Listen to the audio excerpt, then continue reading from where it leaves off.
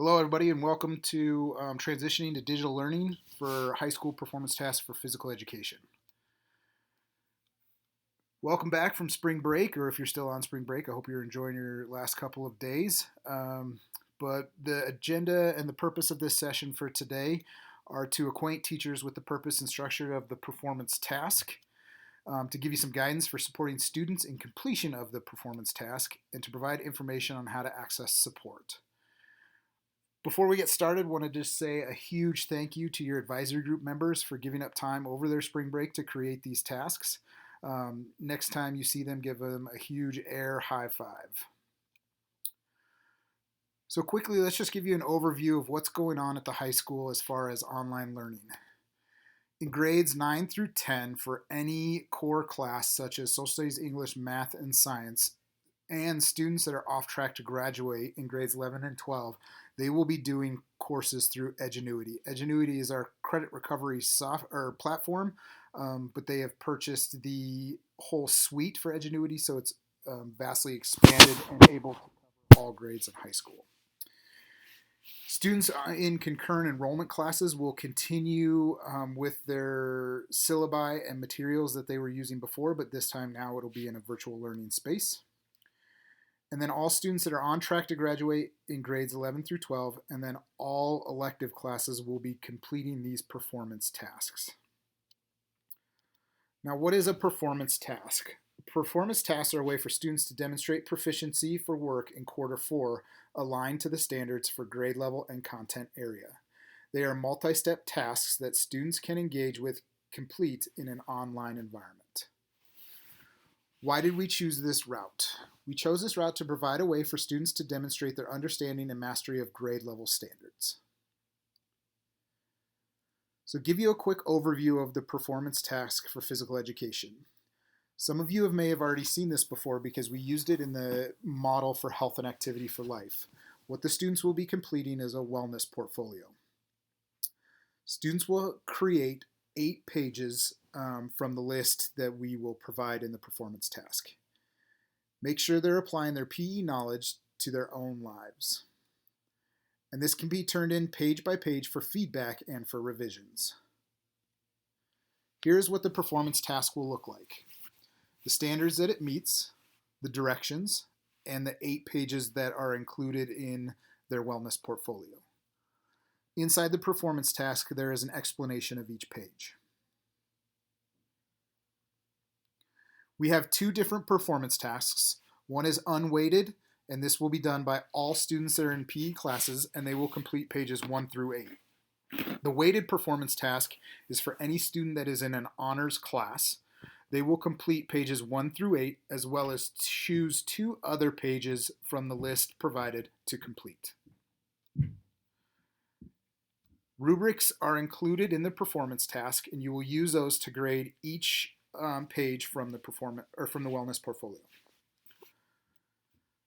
Grading is a little different this year because it is a no fault, no harm quarter. So what that means is the students will turn in their performance tasks, and whatever grade they get on that, you will enter into IC. Now, because it's a no harm, no fault quarter, the student will receive the higher of the 2 grades between either quarter 3 and their performance task. Here's an example of the rubric out of the performance task. Now, this is listed as standards-based grading. All you would do is switch those out for A, B, C, and D.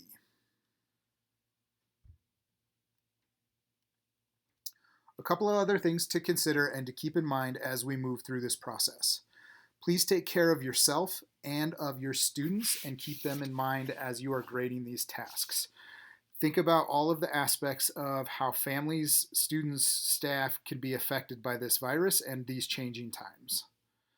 Please allow for grace, not only with your students, other staff members, but specifically of yourself.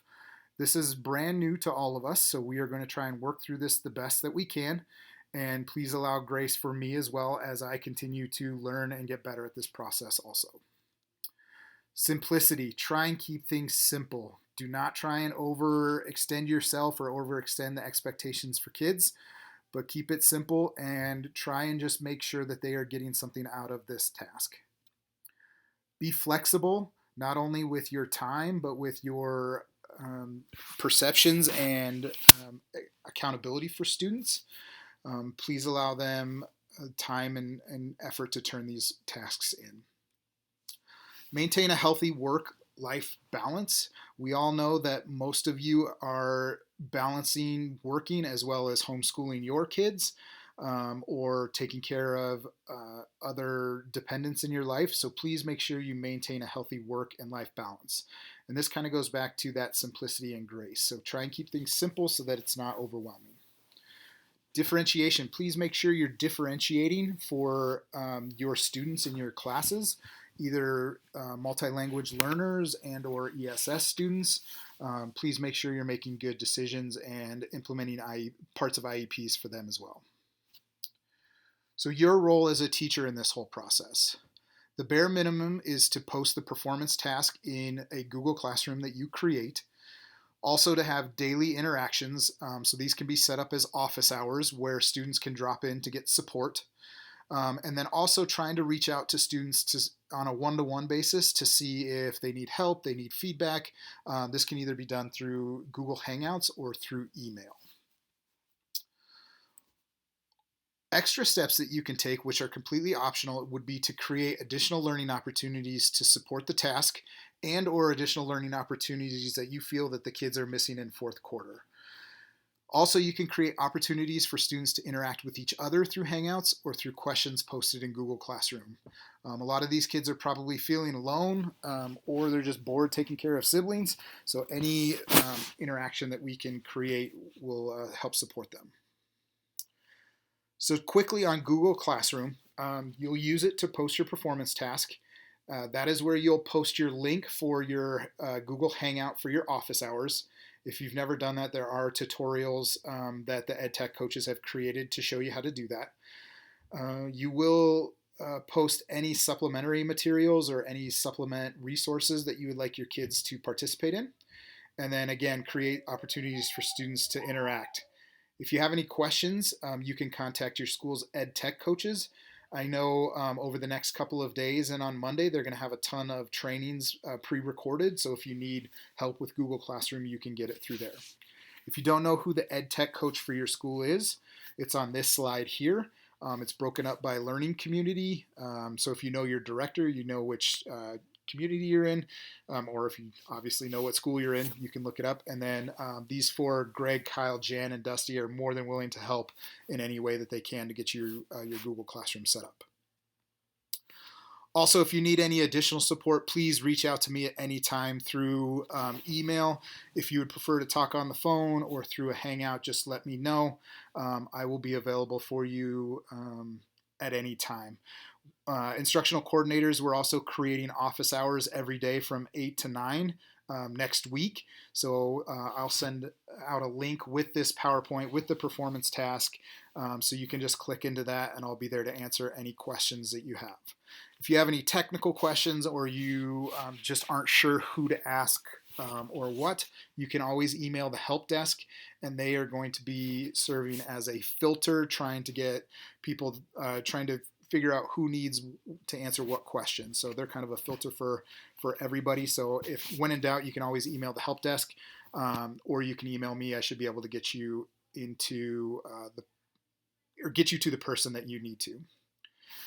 So thanks again for watching this real quick video. If you have any questions on the task, or if you have any questions just in general, again, please feel free to reach out. I'm here for you as we try and work through this process. This is just a crazy time, and we've just got to work through it the best we can and try and get these kids the credit they need and deserve. So thank you again, and I hope to see you all soon.